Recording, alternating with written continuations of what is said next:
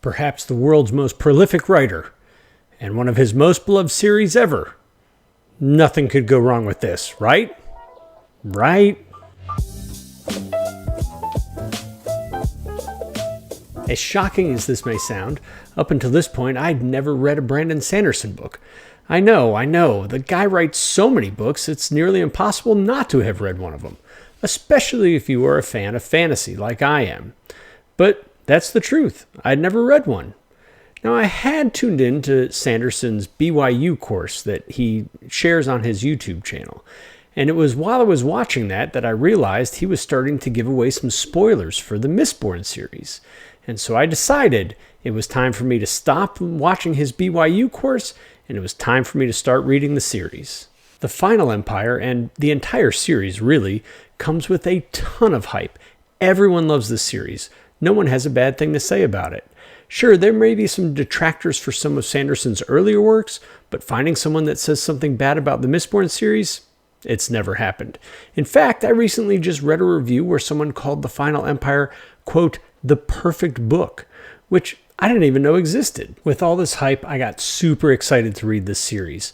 I had already heard some details about allomancy, and I found that to be one of the most imaginative magic systems I'd ever heard of, and so I was super excited. But for those of you who tune into my monthly wrap-ups, you know I ended up a little disappointed by this series. I know, heresy, you say. Please, watch a little bit more of this video and let me explain.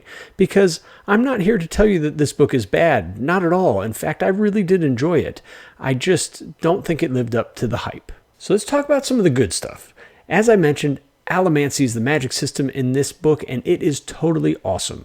I can't even understand how Brandon Sanderson comes up with some of this stuff. Let me explain how it works. There are certain people who are gifted in the ability to digest metals, and depending on what metals they are digesting, they can perform some super abilities. So they may be able to push or pull metal objects, or push themselves away from large metal objects, and that may allow an allomancer to fly or appear like they are flying. They can use some metals to then manipulate other people's emotions. They can use some metals to give themselves some kind of super strength or super healing. And there's even a metal that allows them to predict a little bit of the future. Not the entire future, but they can predict a few seconds into the future. Totally cool and original concept. But what I like about it even more is that there are some significant limitations to the system. First of all, not anyone can just be an allomancer. Not anyone can use all of the abilities. The most powerful allomancers are called Mistborns, and those are the individuals who can do almost all. They can burn almost all of the metals, so they can perform kind of all of the feats that we know about. But those feats in themselves have limitations, and they can only do them as long as they have the metals to burn. So we see situations where characters run into a problem because they are out of metal, or because they have burned too much of it already. We see situations where they may become sick if they burn the wrong metals. So a lot of inherent limitations to the system.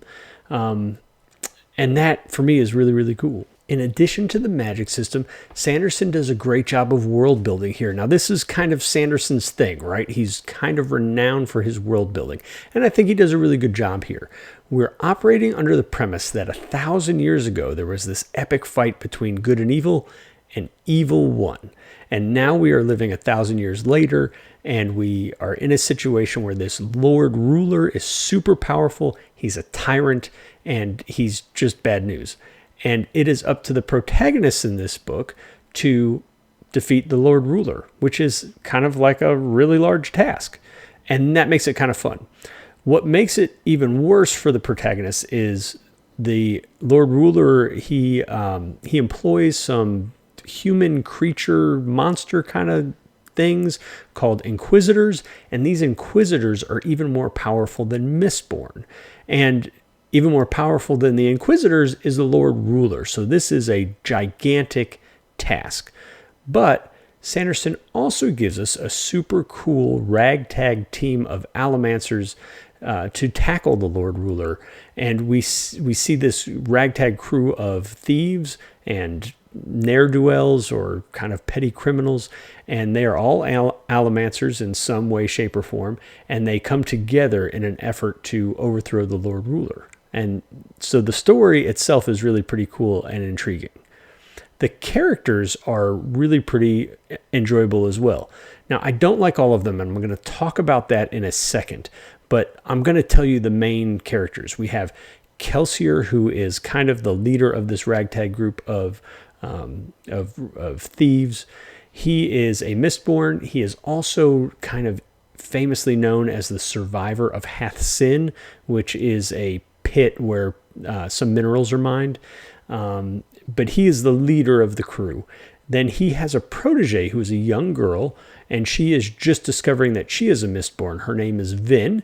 And then we have one of our other favorites, I think that is kind of favorite amongst all readers of this series. I don't know how to say his name. Is it Sazed? Is it Sazed? I don't know. It is Sazed. And he is actually a different, I don't know if it's a different race or if it's just a different culture. It appears like a race, but they're very much human-like. So he is a Terraceman, and he is kind of Vin's confidant and mentor, and amongst other things. So there are additional characters in here. They are all really enjoyable. They all have very distinct personalities. They all have very distinct powers and behaviors and all of those things, and Sanderson does a great job of making them all feel really different and unique. Now I'm going to do it. I'm going to be the guy who says some negative things about the Final Empire. Now, please know, I liked this book. I liked it a fair bit. I liked it more than most. It is easily a very good book, but I did have a few problems with it. And so I think these are more problems with preference, that this book was not written in a preference that I would like, and that for a lot of other readers, I can totally understand why they would like this with no fault at all. But let me start with the fight scenes. Now, Sanderson does an amazing job of detailing exactly what is happening when we're just going to say about two Mistborns. If two Mistborns are fighting, or a lot of times they spar with each other, as he is describing these scenes, he does an amazing job of telling you exactly what's going on. He tells you exactly what metal one of the characters is burning and how that impacts their movements and where they land when they're doing a flip and what arm they use to punch and what they do next. He does it with amazing detail. And that's my problem. It becomes so boring. I don't need to know, once the system has been laid out and I understand how the system works, I don't really need to know exactly what metal a character is burning to do a flip.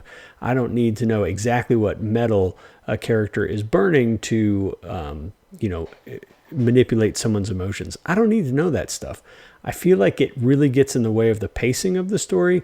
I feel like it makes the fight scenes kind of cumbersome, and so I didn't really enjoy that. But again, I totally understand why someone may be totally enthralled by that.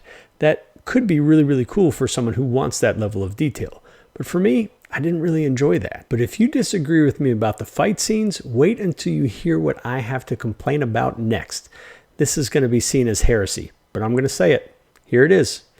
I don't think Kelsier is all that great of a protagonist. He's not that likable. There, I said it. I mean it, and I stand by it. But I have a theory on this as well.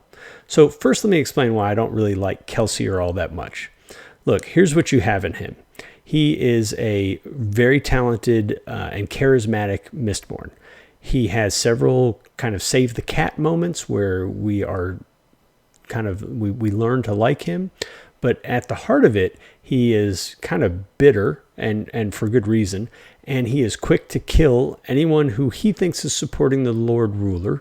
A lot of his decisions are pretty rash. And here's the bottom line. His plan to overthrow the Lord Ruler, it's really not that ingenious. Yeah, a lot of the other characters kind of discuss about how this is a really big plan, a really scary plan, but they think it's like a really cool plan. And the truth is, I don't find it to be that cool. I can talk a little bit more about that in later in the video. I'm going to go over some spoilers, and I'll talk about that later. But yeah, I stand by that. I don't think his plan is that great. I think he's a rash decision maker. I think he's a tiny bit selfish, but here's the other thing. I think Sanderson does this on purpose. I really, really do. I think he has given us a somewhat likable protagonist in this book, but he doesn't want to outshine what will happen in the other books. Now, I haven't read books 2 or 3 yet, but I hear that each book in this series gets better.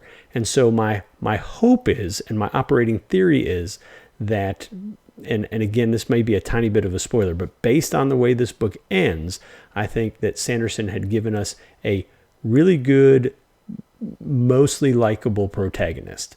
But the bottom line is, I didn't really like Kelsier all that much. Obviously, these may be some minor complaints. And overall, I've said several times that I like this book. I easily give it 4 out of 5 stars. I would recommend it to anyone who enjoys fantasy, and I would recommend it without too much reservation. But I do have some other complaints, and to get to those accurately, I need to discuss some spoilers. So I'm going to go over some spoilers. If you do not want to hear these spoilers, stop the video now. Ready, out, ready, 1, 2, 3, stop. Okay, if you're still here, then you are okay with hearing some spoilers. So we're going to go over a few of them now. Okay, one of my first concerns early on in the book was the way that Vin was introduced to her powers as an allomancer. Now, Vin is a character that we see early on in the book as she's a member of a thieves crew, and she is kind of abused by her crew leader, her thieves crew leader. But she has this thing that she knows she can do. She calls it her luck. She knows she can make things go her way, but she can't really understand how. And I'm all fine with that. And then when she meets Kelsier, he explains to her, starts to teach her the ways of allomancy and how she is really a Mistborn and she's very powerful, and she starts to learn. Totally cool part of the story. However, it seems to me like everyone in the city knows that allomancers are a thing, right? The fact is that everyone knows that there are these Mistborn somewhere. People may not see them, people may not know who the Mistborn are, but it seems to me from that point on in the story, it is portrayed like allomancy and being a Mistborn is really well known. In fact, we see lots of examples where Kelsier himself is kind of renowned through the city as the survivor of Hath Sin. He's kind of like a folk hero. And so it doesn't make sense to me that Vin would be able to do this thing that she knows is special. She knows it's not something everyone can do, and she would never draw the conclusion that she was an allomancer. That doesn't make sense. Now, maybe I missed something, and if I did, please leave that in the comments below. I know several of you have probably read this book 4, 5, 6 times, and so maybe I missed something, but that was kind of the vibe I got, and it didn't make sense to me. It actually left me confused for a little bit. One of my other complaints revolves around Yeden, or Yeden. I don't know exactly how to say his name, but he is a member of the Ska, which are the slave class in this story, and he is the leader of the rebellion and has been for years. The rebellion has been, up until the point where Kelsier gets involved, it has been like a kind of a trivial, almost sideshow, non-consequential effort by some Ska to overthrow the Lord Ruler. But we're led to believe it's had really no consequence up to this point. But we find that this guy, Yeden, has a bunch of money, and so he hires Kelsier and his crew. He finances their operation to overthrow the Lord Ruler. Now, couple complaints. When we first meet Yeden, he is kind of super angry with Kelsier and everyone. He doesn't like them. He's open about that. He's very confrontational with them. They don't like him. There's clearly a history there where they don't like each other. And we don't see Yeden very often, so we don't get a lot of snapshots of what his progress in this story is. But I feel like we go from him complaining and being foul-mouthed towards Kelsier, and then all of a sudden he loves everything they're doing, and he's super happy because they are growing this rebellion army, this rebel army. But his mood swing is so vast that it really caught me off guard, and it made me wonder if there was some backstory there, some additional information. And perhaps there was going to be, or perhaps that was the intention. Because then, and this is a big spoiler, what we find out is while they are growing this rebel army off in some remote part of the world, away from kind of the getting out from under the thumb of the Lord Ruler, Yedin gets overconfident and he takes that rebel army and attacks a nearby town or another nearby city, and he essentially loses. And so the whole rebel army that wasn't even fully formed is decimated and it is reduced to nothing. And we don't ever get an explanation for why Yedin did that. And so I kept wondering if there's going to be some stuff revealed, but there really wasn't. There was a tiny amount, kind of like a throwaway dialogue of like, yeah, he just thought they could do that, and so they went and did it, and they all died. And so I really felt like that was a big miss. Like, it didn't make any sense. It was really not in step with Yedin's character, who he was kind of very unsure of himself, although he did lead the former rebel army. I don't know. It didn't make sense to me. Again, these are my complaints. I've only read the book once. For those of you who have better understanding on what was going on, leave your comments below. I would love to hear an explanation for why this made sense to you and it didn't to me. Okay, I have two other spoilers that I want to discuss that are kind of complaints. They're not exactly complaints. But the first one is that I felt like this story was really, really predictable. Now, the reason why I'm going to say that this isn't exactly a complaint is because I wonder if that is a result of a couple things. One, I wonder if that was Sanderson's intention, that he was leaving really good clues for me to pick up on as I was reading, and that allowed me to predict what was going to happen later in the book. The other reason why that may have played out that way is because of anything that I had read about the series going into it, talked about how there were so many twists, and I was waiting for that, what do they call it, a Sanderlanche? I was waiting for that, and so because I was so focused on that, there does stand the possibility that maybe I was just like overanalyzing everything, and so then I was probably trying to predict more than I would in a typical book.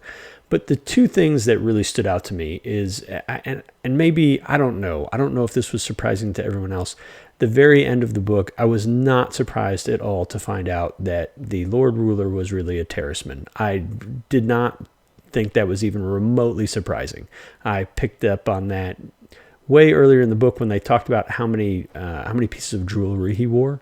Again, I don't know if that was the intention, and perhaps I was looking really closely, and so I'm not saying like I was a super sleuth. I'm just saying that didn't surprise me at all, and so I don't know if other people were surprised by that, and perhaps maybe because I was waiting for the Sanderlanche that I was more prepared than most. But the other part of that was that didn't surprise me at all, was that Kelsier was going to sacrifice himself. I feel like, and again, if I'm wrong on this, correct me, I feel like the only time in the book that Kelsier spoke with Sazed, whatever his name was, the only time he talked to him, he was asking about previous rulers who sacrificed themselves to become then martyrs for their cause. And so for me, that was super telegraphed. Probably even more so than who the Lord Ruler was. And so I don't know, that kind of ruined some of the surprise for me. And then the way that Kelsier's death was delivered, I thought was just like, it was kind of over literally in like a single punch. And so I didn't really enjoy those parts of the story. But maybe my experience with that is a little bit unique. So again, if those were really big surprises to you, tell me why in the comments below, and then maybe part of it is that I've just seen so much about the twists and turns in this series that I was expecting some twists and turns. I don't know. But again, not part of the book that I liked. My last spoiler complaint, I promise. Now, this is probably just a problem for me. I would love to hear what you guys have to say about it. I don't think this is necessarily a problem with the story or the characters or any of that. This, in my opinion, was a problem with Sanderson's decision on how he, delivered this information or how he revealed this information. So for me, one of the most intriguing parts of this book was the dynamic between Vin and Eland. And there was this constant question as to whether Eland was genuine in his affection for Vin, or if he was playing her, right? And so Vin spent a lot of her time kind of in love with Eland, but she had her crew telling her, look, this guy is bad news, stay away from him. But she was very convinced that he was good for her. And that unknown was super intriguing to me. And I thought that was one of the best parts of the book. And I loved it. And I really hated the way that Sanderson chose to reveal that Eland was in fact genuine. And he did that by giving us, for the first time, Eland's point of view. And so we got to see everything about Eland. We got it all revealed to us and found out that he was, in fact, a really good character. And so I would have loved, instead of getting to see that firsthand, to have had that proved by Eland's actions that he did later in the book. So later in the book, Eland rushes to try to find and save Vin. Unbeknownst to him, she's a Mistborn and she probably doesn't really need his saving. But I would have loved for that to be the reveal, where we get to see it in his actions, not just because of his inner monologue. So again, these are my complaints, all of them mostly minor. I know it seems like I'm complaining a lot about this book, but these are things that I don't think anyone talks about. I hear Mistborn, I hear The Final Empire, and everyone only says really, really positive things about it. And so I'm curious if anyone else had some of these minor things in the book that kind of made them go, you know what, this is really, really good, but it's not this 5 out of 5 star. So if you have some comments on anything that I've shared with you, please, please, please put them in the comments below. I would love to hear what you guys think about my opinions, even if you disagree with them. I would say, especially if you disagree with them. If we agree on everything, then what are we doing here? So please let me know where you think I'm wrong. Let me know where you think I've missed something in the book, and perhaps next time I read it, I'll pick up on those things.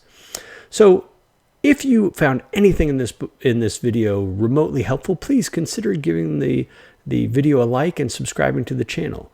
We do reviews here every week, and so I'll be back again next week with another video. You can also follow me on Goodreads, where you can see what I've read, what I'll be reading in the future, and what I'll be reviewing soon on this channel.